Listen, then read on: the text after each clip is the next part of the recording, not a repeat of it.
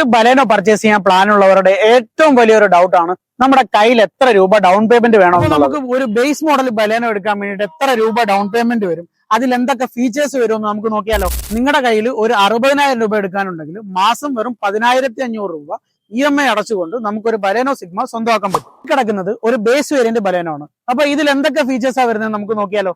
ഈ കിടക്കുന്ന വാഹനം ബലേനോയുടെ ബേസ് വേരിയന്റ് ആണ്. അപ്പോൾ ഈ ഒരു ഫോഗിലാകുമ്പോൾ നമുക്ക് ഇതിനകത്ത് അവൈലബിൾ ആവത്തില്ല.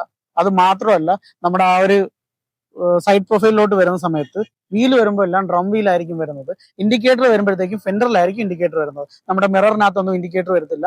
ഈ മിറർ എല്ലാം ബ്ലാക്ക് ആയിരിക്കും. ഡോർ ഹാൻഡിൽ ബ്ലാക്ക് ആയിരിക്കും വരുന്നത്. ഇതിൽ സെൻട്രൽ ലോക്കും കാര്യങ്ങളൊക്കെ നമുക്ക് ഇൻബിൽഡ് ആയിട്ട് തന്നെ കിട്ടില്ല. ഇന്റീരിയറിലോട്ട് വരുന്ന സമയത്ത് 4 ഡോർ പവർ വിൻഡോയും കാര്യങ്ങളും എല്ലാം വരും.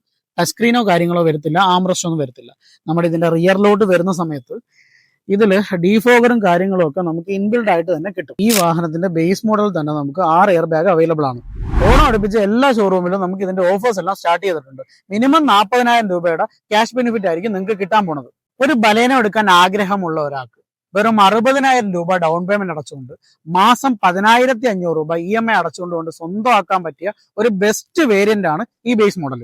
ബലേനോ മൊത്തം 4 വേരിയന്റ് ആണ് വരുന്നത്. അപ്പൊ ഈ വേരിയൻസിന്റെ എല്ലാം ഡീറ്റെയിൽസ് അറിയാൻ വേണ്ടിയിട്ട് ജസ്റ്റ് ഡീറ്റെയിൽ എന്ന് കമന്റ് ചെയ്ത് കഴിഞ്ഞാൽ ഞാൻ നിങ്ങൾക്ക് ഇതിന്റെ പ്രൈസും ബാക്കി ഡീറ്റെയിൽസും എല്ലാം പേഴ്സണലി DM ചെയ്ത് തരുന്നതായിരിക്കും. ഒരു വെഹിക്കിൾ പർച്ചേസ് ചെയ്യാൻ പറ്റിയ ഒരു ഉഗ്രൻ ടൈമാണ് വന്നിരിക്കുന്നത്. അപ്പോൾ നിങ്ങളുടെ ബലേനോ ബുക്ക് ചെയ്യാൻ വേണ്ടിയിട്ട് ഈ ഒരു നമ്പറിൽ നിങ്ങൾ കോൺടാക്ട് ചെയ്താൽ മതി.